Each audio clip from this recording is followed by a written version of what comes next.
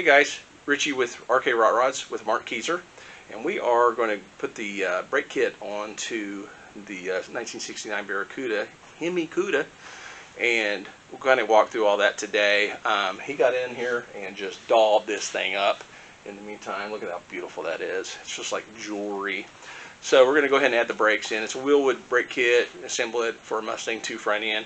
It's from Riley Motorsports, and so we have kind of pieced all of it together, got a plan laid out, and we'll show you what's going to happen as we put this together. So hang tight with us. Thanks, guys. Okay, first step we're doing is we're going to Loctite in with red Loctite the lugs into the 4.5-inch bolt pattern for these wheels, and this will go into the Wilwood hub, which will then go into the rotor. All these have to be torqued at 75 and these back down at 45.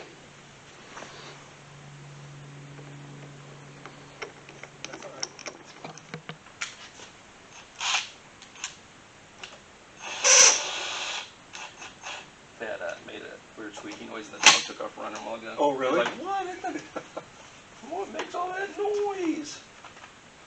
Dad, I don't like it here. I know, right? We had to go source the seals for these, so we ran over to Napa. This is a Mustang 2 front end, and so that's a 19221 Napa part for that seal if somebody ends up not having them like we did. Which hopefully that's not the case for others. Yeah.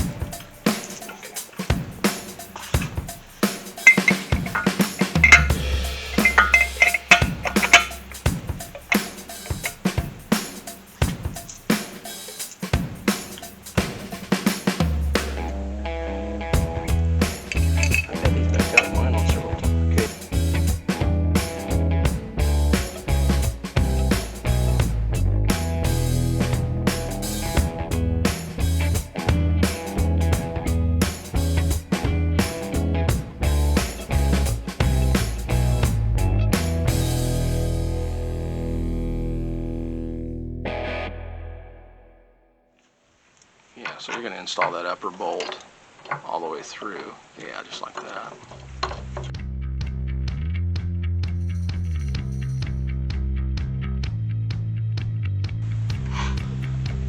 And again, this is a Mustang 2 type spindle that's getting 4.5 bolt pattern Wilwood disc and calipers adapted to it to run on the Chrysler products.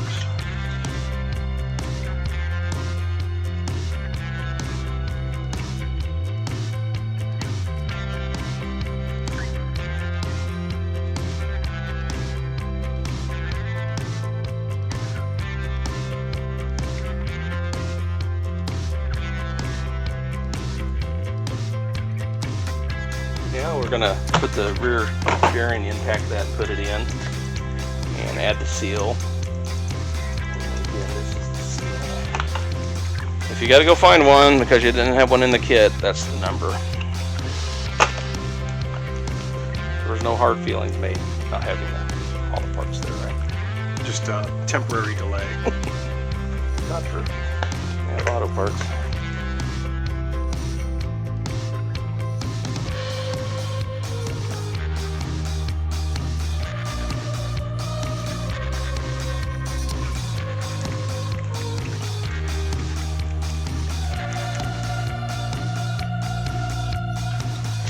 If so. Yeah, taper down. Yeah, there you go. Cool.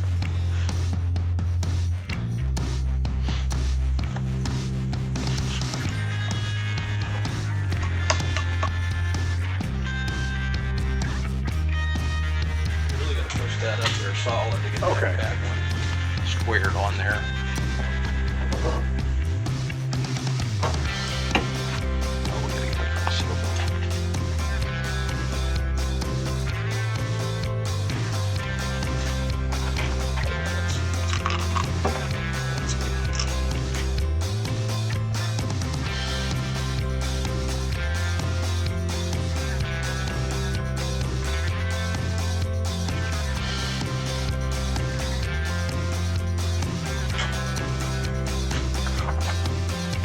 that one fit really good.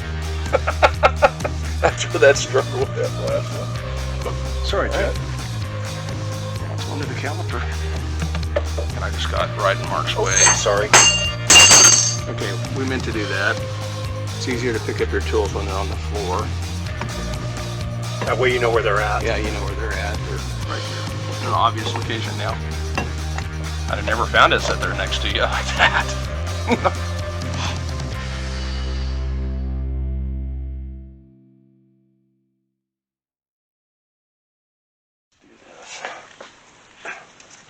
Golly. That one's major tight, huh? This one's Admiral tight. Rear Admiral. Yeah. What in the world? I don't know. If we back the brake off, it shouldn't have any bearing at all, huh? Well, no. Not in any way. I'm telling you, it's rejecting the Ford cross-pollination. They'll never stop. Right here, brother. You got the crisp? Okay, try that. Let's see what's going on there. All right, I'm just going to back it off a little bit. Yeah.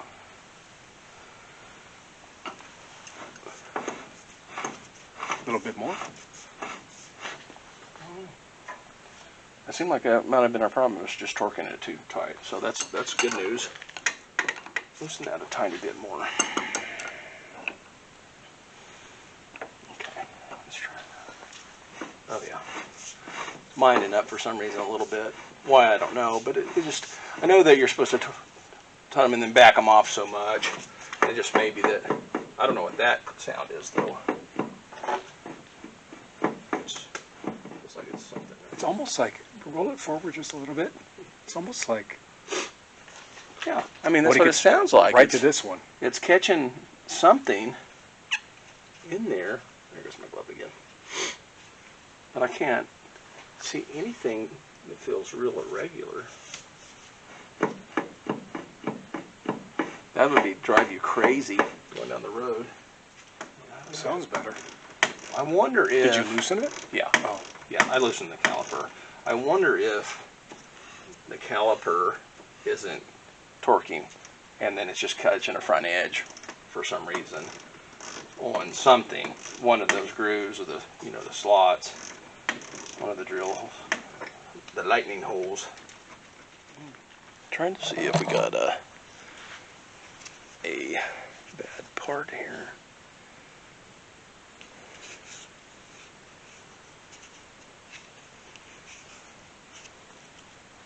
Yeah, I'm not seeing anything that would indicate you got a bad pad.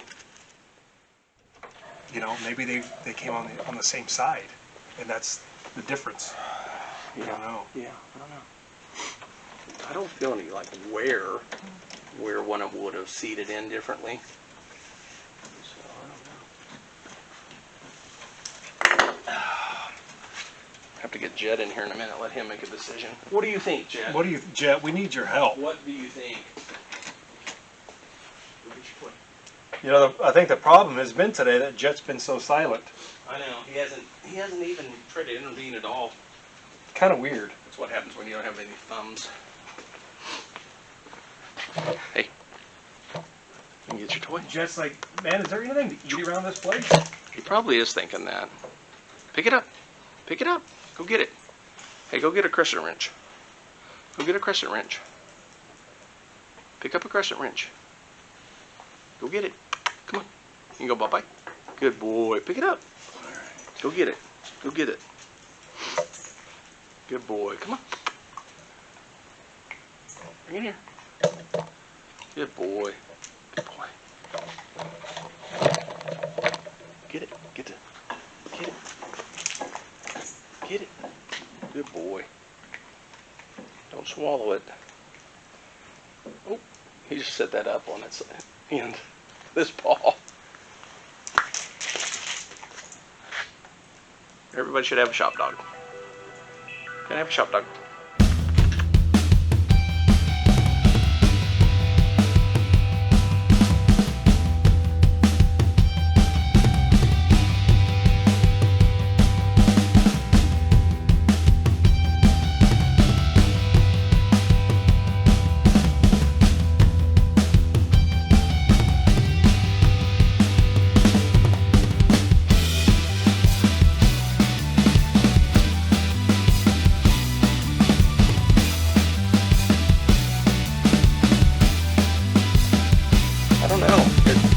Trying to back off though.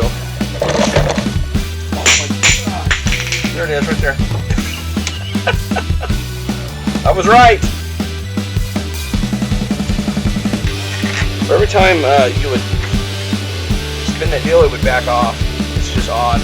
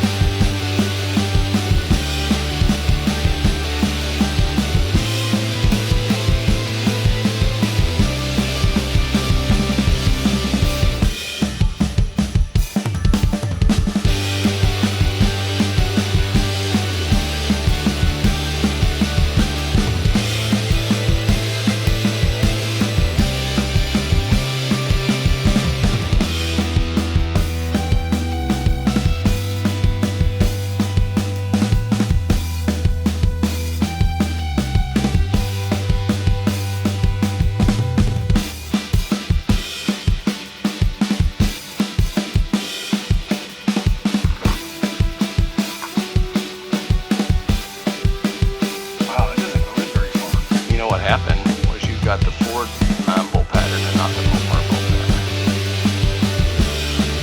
Dude, that is how I'm kidding. That's insane. Yeah. You want me to put the cap on? Yeah, go ahead. Oh, I thought you meant your cap. No, just kidding.